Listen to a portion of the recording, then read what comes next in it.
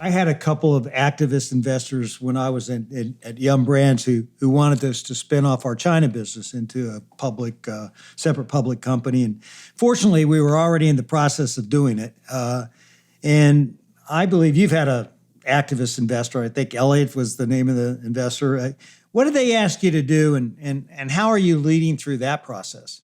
The activist investor has been an interesting journey. So yeah, they entered our stock, and then we became aware summer of last year that through a pretty aggressive campaign. So there was a Wall Street Journal article on a Sunday night. The activists put up a website on Monday morning and actually called for me to step down, called for our chair to step down, called for wholesale change in the board. So I remember we had a call that first night. They called and said, "Here's what you're going to see in the morning. You're going to see the website, and it's not personal, but we're going to call for you to leave." So well, it does feel a little personal.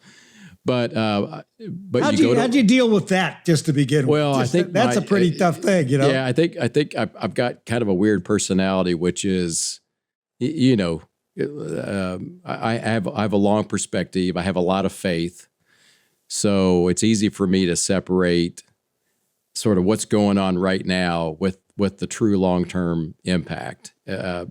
I love Southwest Airlines, but no matter what happens, I'm okay. My family's okay, as an example.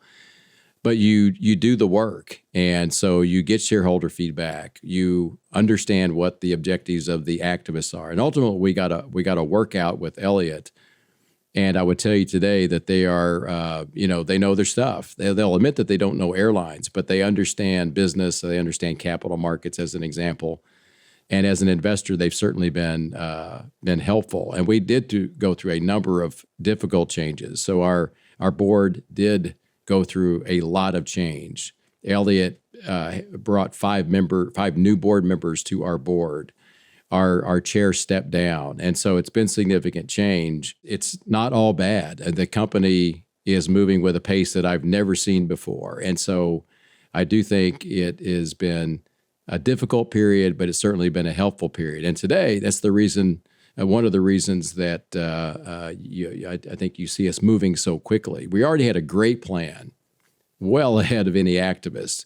The move to assigned seating, the move to extra leg room. These moves are going to really drive benefits for our customers and performance in the business.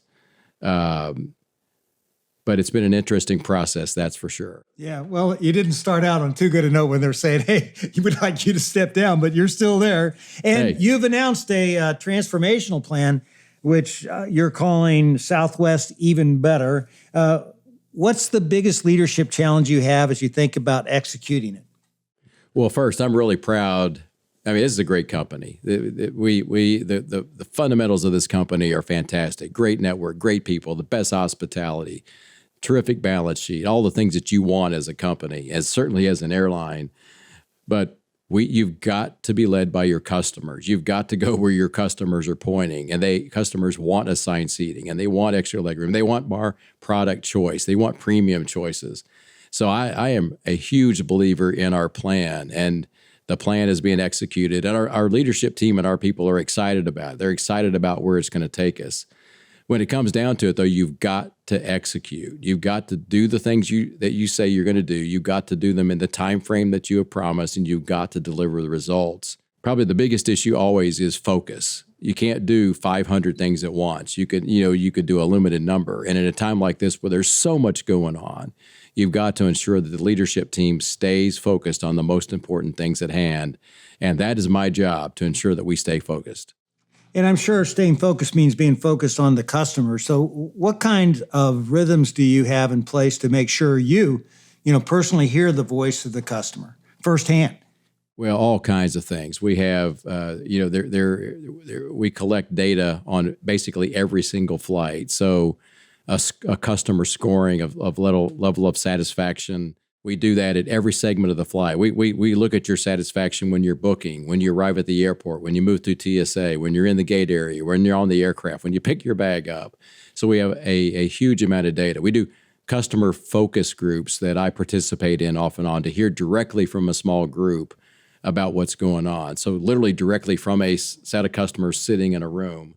it's easy if you don't watch it. It's easy to sit, here in Dallas around a table in a conference room and decide what the customer wants, and then realize that the customer never really had a seat at that table. So you've got to constantly be ensure that you're hearing the customer, not just hearing what you think the customer is telling you.